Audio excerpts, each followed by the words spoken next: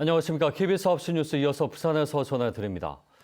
분초를 다투는 응급 상황에서 동네별로 환자를 이송하는 데 걸리는 시간은 제각각입니다. 같은 부산에 살더라도 지역에 따라 적절한 치료를 받을 수 있는 골든타임을 놓칠 수 있다는 건데요. 부산의 응급의료체계 현주소와 개선 방향을 찾아보는 연속 보도, 정민규 기자가 취재했습니다. 시내버스 승객이 갑자기 고개를 푹 숙이더니 의식을 잃고 쓰러집니다. 다른 승객들이 즉시 심폐소생술을 실시하고 동시에 119 신고까지에 다행히 쓰러진 승객은 의식을 되찾았습니다. 이처럼 생사를 가르는 응급 상황은 누가 언제 어디서 맞이할지 알 수 없습니다. 분초를 다투는 상황에서는 이런 구급차의 빠른 현장 도착과 병원 이송, 또 병원에서의 적절한 조치가 마치 하나의 톱니바퀴처럼 유기적으로 돌아가는 응급의료 체계가 무엇보다 중요합니다. 부산 안에서 동네별로 응급 환자의 병원 이송 시간이 얼마나 차이가 나는지 살펴봤습니다. 심장마비 등 심정지 의심 환자의 부산 내 평균 이송 시간은 26분. 그런데 강서구에서는 환자 이송에 평균 36.5분이 걸렸습니다. 가장 적은 시간이 걸린 부산 진구 22분과 비교하면 14분 넘게 더 소요되는 셈입니다. 보다 면밀한 응급치료가 요구되는 뇌졸중이나 뇌출혈 등 심뇌혈관 의심 환자의 이송 시간도 동네별로 다릅니다. 금정구는 병원 이송까지 평균 40분이 걸리는데 부산 지역 평균인 31분을 크게 웃돌 뿐 아니라 중구와는 16분이나 차이가 났습니다. 도심 외곽 지역으로 갈수록 마땅한 병원이 없기 때문입니다. 정확한 진단이 내리기 전에 이송한다는 게 쉽지가 않은 거거든요. 그러니까 뇌졸중 같은 경우에는 실제적으로는 외곽으로 나가면은 뇌졸중을 보거나 하는 의사가 없어요. 여기에 비응급 신고도 빠른 병원 이송을 막는 걸림돌입니다. 단순 감기나 치통 같은 비응급 환자인 경우가 있습니다. 그렇게 되면 그 출동을 일어난 공백이 발생하게 되어 정말 응급한 환자의 출동이 늦어질 수 있는 일이 발생할 수 있습니다. 도심 외곽 응급 의료 체계를 점검하고 혼잡한 도심 내 응급 환자 이송 개선안을 함께 고민해야 한다는 지적이 나옵니다. KBS 뉴스 정민규입니다. 부산의 한 교육극단 대표가 성추행 혐의로 경찰 수사를 받고 있다는 소식 지난주 전해드렸는데요. 이 극단 대표는 수사 중에도 서울문화재단이 운영하는 극장에서 제작진으로 참여한 것으로 확인됐습니다.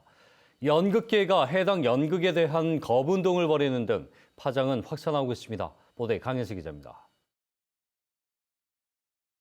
단원들을 지속적으로 성추행한 혐의로 경찰 수사를 받고 있는 부산의 한 극단 대표 안모 씨. 수사 중에도 안 씨는 서울문화재단이 운영하는 극장의 한 연극에 제작진으로 참여한 것으로 확인됐습니다. 이 사실이 알려지자 연극계 예술인들을 중심으로 해당 연극에 대한 거부운동이 시작됐습니다. 공공극장에서 이러한 공연이 성폭력에 관계된 인물들이 출연하고 참여하는 공연이 상영되어도 되는 걸까? 예술인들은 안 씨를 연극 제작진으로 추천한 인물이 성폭력 혐의로 구속된 이윤택 감독의 측근 김모 씨라고 주장합니다. 지난 2018년 이윤택 감독의 성폭력을 방조했다며 김 씨에 대한 연극계 미투가 잇따랐고 김 씨와 안 씨는 같은 극단 소속이었습니다. 미투 이후에 이윤택이 구속된 이후에 이루어진 일들이라는 게 가장 문제이고요. 이게 그대로 답습되는데 아무도 이거를 제지하거나 막을 수 없었다는 것이 사실은 제일 문제였다고 생각하고요. 이에 대해 김 씨는 안 대표의 성추행 의혹을 몰랐다고 해명했습니다. KBS 취재가 시작되자 서울문화재단 측과 해당 연극 연출자는 연극을 취소하겠다고 밝혔습니다. 성희롱, 성폭력 그런 것처럼 서약서 이런 것들을 받는 기는 하나 이전에 이제 개개별로 뭔가 그 개인들의 자료를 제출받고 있지는 않아요.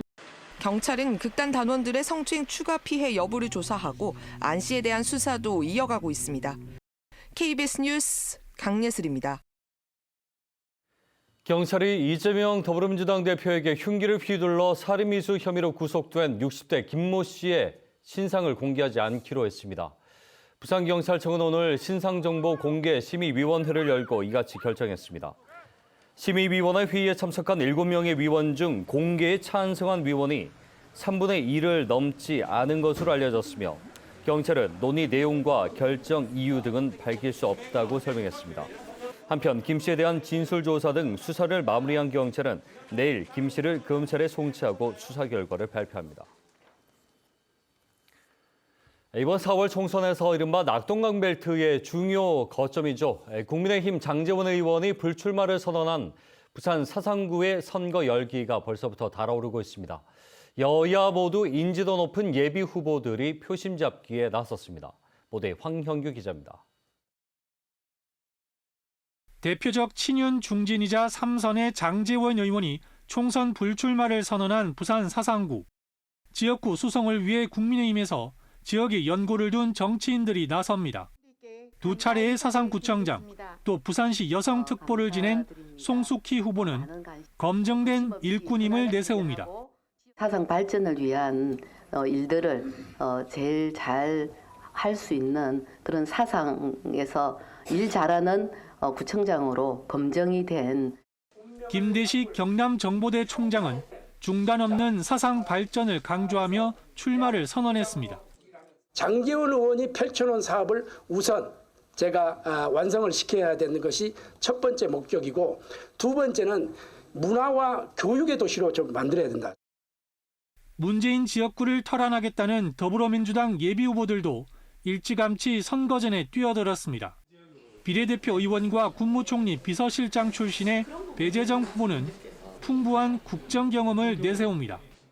일자리뿐만 아니라 교육 문제 그리고 문화의 문제 이런 것들이 다 해결이 되어야 되기 때문에 기본부터 강한 사상을 만드는 것이 우리 주민들을 위한 길이 아닌가.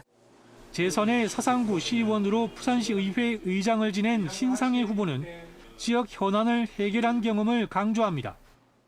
노후공단인 사상공업지역을 주거와 산업이 공존하는 첨단 복합지역으로 만들려고 하고 있습니다. 사상구에는 현재까지 국민의힘 황석춘, 민주당 서태경, 진보당 양미자 후보까지 모두 7명이 총선 예비후보로 등록했습니다.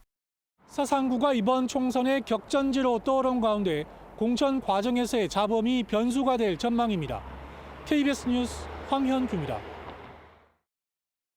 국민의힘 소속 인사들의 부산 출마가 잇따르며 총선 공천 경쟁도 가시화되고 있습니다. 장예찬 전 국민의힘 청년 최고위원은 오늘 국회에서 기자회견을 열고 부산 수영구에 출마하겠다고 밝혔습니다. 공직자 사퇴 시한을 앞두고 사직한 주진우 전 대통령실 법률비서관도 수영구나 해운대갑 등의 출마가 예상됩니다. 또 부산 출신으로 영도경찰서장 등을 지내고 더불어민주당에 영입된 류삼영 전 총경은 자신의 SNS를 통해 수도권 출마를 선언했습니다. 철도를 지하화하고 종합 개발할 수 있는 법적 근거가 담긴 철도 지하화 특별법이 국회를 통과했습니다.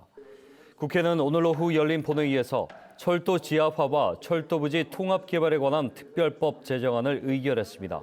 이에 따라 부산의 오랜 현안인 경부선 철도 지하화가 탄력을 받게 됐습니다. 경부선 철도 지하화는 경부선 화명에서 가야 차량기지 10.7km 구간과 부산 진역에서 부산역 2.3km 구간을 지하화해 도심 단절을 해소하고 철도 지상 구간과 역세권을 복합 개발하는 사업입니다. 다음 뉴스입니다. 학교에서 학생 성소수자는 성인과는 또 다른 어려움에 처할 때가 많습니다. 실제로 부산의 학생 성소수자 10명 중 7명이 혐오 발언을 경험했다는 실태조사 결과가 나왔습니다. 보도에 최지영 기자입니다. 학생 성소수자 인권 보장하라, 보장하라, 보장하라, 보장하라. 학교 차별금지 대책 마련과 학생 성소수자 인권 보장을 요구하는 집회가 열렸습니다. 공개 발언하는 게 두려웠다는 한 고등학생이 직접 나와 학교에서 겪은 차별을 얘기합니다. 제가 없는 카카오톡 단체 채팅방에서 저의 성적 지향성에 대한 부정적인 이야기를 한다는 소식을 듣게 되었습니다. 그 카카오톡 채팅방 속에서 저는 역겨운 동성애자였습니다. 무엇보다 학교 안에서 도움을 청할 곳이 없어 가장 힘들었다고 말합니다. 학교가 안전한 곳이길 바랍니다. 차별과 혐오에 함께 싸워주길 바라며 학생인 저를 그리고 많은 학생 성소수자들을 보호해주길 바랍니다. 부산 지역 학생 성소수자를 대상으로 한 조사에서 응답한 208명의 학생 가운데 71%가 혐오 발언을 들었다고 밝혔습니다. 동료 학생에게 들었다는 응답이 71%로 가장 많았지만 교사에게 들었다는 응답도 33%에 달했습니다. 특히 39%가 학교에서 부당한 일을 겪었다고 답했는데 22%가 원하지 않았지만 성적 소수자임이 공개됐고 성희롱이나 성폭력을 당한 경우도 6%였습니다. 청소년 성소수자 인권 친화적 환경 구축을 위한 기초조사가 이루어졌습니다. 부산의 청소년의 삶을 살펴보는 것은 어쩌면 너무 늦은 때인지도 모릅니다. 통상 성소수자 비율은 인구의 5%로 부산 학생 성소수자는 17,000명가량으로 추정됩니다. 학생 성소수자들은 차별과 혐오를 바로잡고 안전한 학교 공동체를 만들기 위해 책임감 있는 대안을 마련해달라고 부산시 교육청에 촉구했습니다. KBS 뉴스 최지영입니다.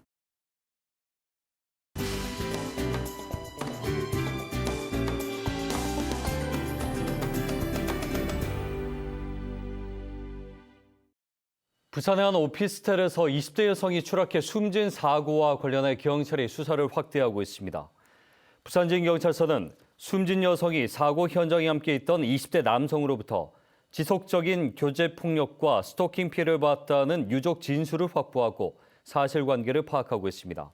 해당 남성은 교제 폭력 등으로 지난해 경찰에 2차례 신고된 적이 있는 것으로 확인됐습니다. 경찰은 피해자에 대한 부검 결과를 토대로 정확한 사망 원인을 조사하고 있습니다. 오늘 오후 3시 50분쯤 부산 진구의 한 공동주택 2층에서 불이 나 20여 분 만에 꺼졌습니다. 이 불로 50대 여성 등 5명이 연기를 들이마셔 병원으로 옮겨졌으며 가재도구 등을 태워 1,000만 원 상당의 재산 피해가 났습니다. 경찰과 소방당국은 작은 방에서 불이 시작된 것으로 보고 정확한 화재 원인을 조사하고 있습니다.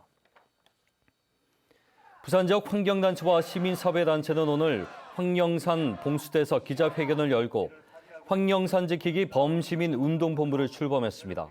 이들은 부산시와 민간사업체가 추진하는 황령산 유원지 개발 사업으로 황령산 생태 환경이 훼손될 우려가 크다고 주장했습니다. 황령산 유원지 개발 사업은 지난 2008년 폐장 이후 장기 방치된 스키돔터에 숙박시설 등 관광시설을 짓고 또 산 정상에 전망대와 케이블카를 조성하는 사업으로 현재 환경 영향 평가가 진행 중입니다.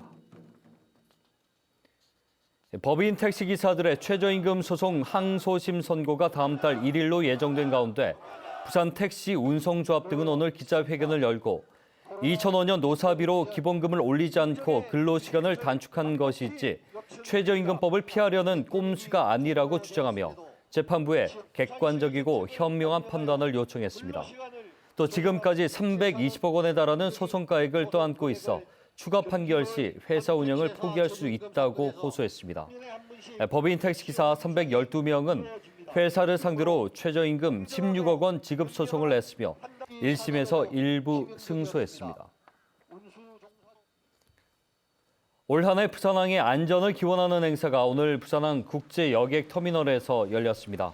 안전기원제에는 부산항운노조와 부산항만물류협회, 부산항만공사 등 항만 관련 23개의 기관이 참석해 중대재해처벌법과 항만안전특별법 시행으로 항만안전이 강조되고 있다며 중대재해 감축 방안 마련과 안전의식 생활화를 통해 부산항의 무사고를 달성하자고 다짐했습니다. 부산시가 지역화폐 동백전 활성화를 위해 최대 18%의 할인 혜택을 제공한다고 밝혔습니다. 9시 뉴스 부산이었습니다.